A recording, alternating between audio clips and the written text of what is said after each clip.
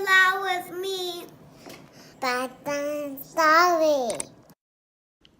Hi kids! For today's book, we are going to read another chapter from Flat Stanley series by Jeff Brown and pictures by Scott Nash. We are going to read chapter 3, Stanley the Kite. If you have this book, grab it and let's start reading. Chapter 3, Stanley the Kite from Flat Stanley series by Jeff Brown, pictures by Scott Nash. Mr. Lambjap had always liked to take the boys out with him on Sunday afternoons, to a museum or roller skating in the park. But it was difficult when they are crossing streets or moving about in crowds. Stanley and Arthur would often be jostled from his side, and Mr. Lambchop worried about speeding taxis or that hurrying people might accidentally knock them down. It was easier after Stanley got flat. Mr. Lambchop discovered that he could roll Stanley up without hurting him at all. He would tie a piece of string around Stanley to keep him from unrolling and make a little loop in the string for himself. It was as simple as carrying a parcel, and he could hold on to water with the other hand. Stanley did not mind being carried because he had never much liked to walk. Arthur didn't like to walk either, but he had to. It made him mad. One Sunday afternoon in the street, they met Ralph Jones, an old college friend of Mr. Lambchop's. "Well, George, I see you have bought some wallpaper," Mr. Jones said. "Going to decorate your house, I suppose?" "Wallpaper?" said Mr. Lambchop. "Oh, no, this is my son Stanley." He undid the string and Stanley unrolled. "How do you do?" Stanley said. "Nice to meet you, young feller," the man said. "George," he said to Mr. Lambchop, "that voice flat." "Smart, too," Mr. Lambchop said. "Stanley is third from the top in his class at school." "Pooh," said Arthur. "This is my younger son, Arthur," Mr. Lambchop said, "and he will apologize for his rudeness." Arthur could only blush and apologize. Mr. Lambchop rolled Stanley up again and they set out for home. It rained quite hard while they were on the way. Stanley, of course, hardly got wet at all, just around the edges. But Arthur got soaked. Late at night, Mr. and Mrs. Lambchop heard a noise out in the living room.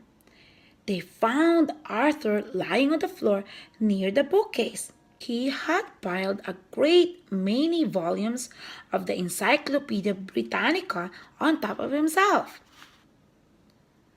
"Put some more on me," Arthur said when he saw them. "Don't just stand there. Help me." Mr. and Mrs. Lambchop sent him back to bed, but the next morning they spoke to Stanley. "Arthur can't help being jealous," they said.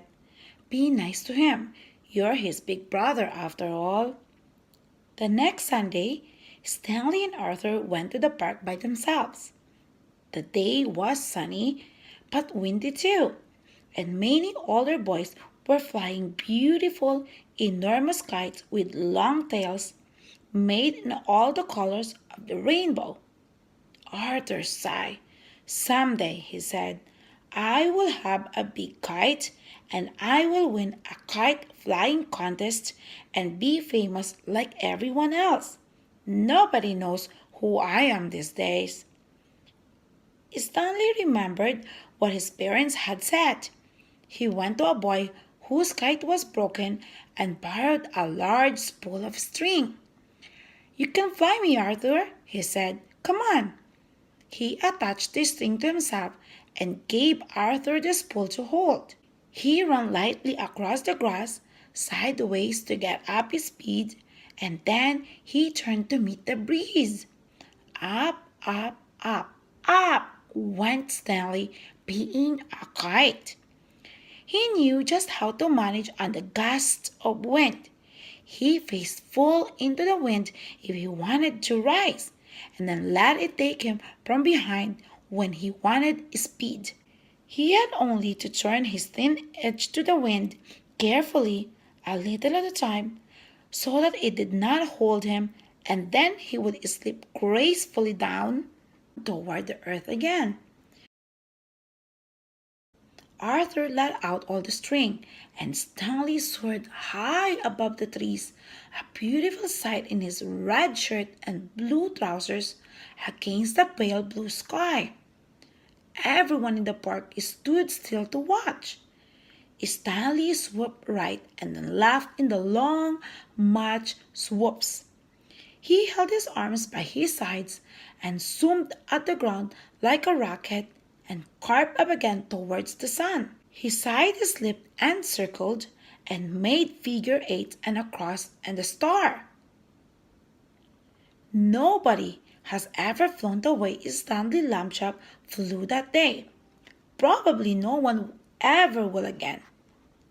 After a while, of course, people grew tired of watching, and Arthur got tired of running about with the empty pool. Stanley went right on, though showing off. 3 boys came up to Arthur and invited him to join them for a hot dog and some soda pop. Arthur left the spool wedged in a fork of a tree.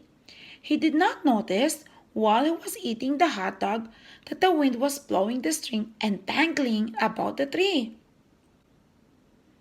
The string got shorter and shorter, but Stanley did not realize how low he was until leaves brushed his feet, and then it was too late. He got stuck in the branches. 15 minutes passed before Arthur and the other boys heard his cries and climbed up to set him free. Stanley would not speak to his brother that evening, and at bedtime, even though Arthur had apologized, he was still cross. Alone with Mr. Lambchop in the living room, Mrs. Lambchop sighed and shook her head. "You're at the office all day, having fun," she said. "You don't realize what I go through with the boys. They're very difficult."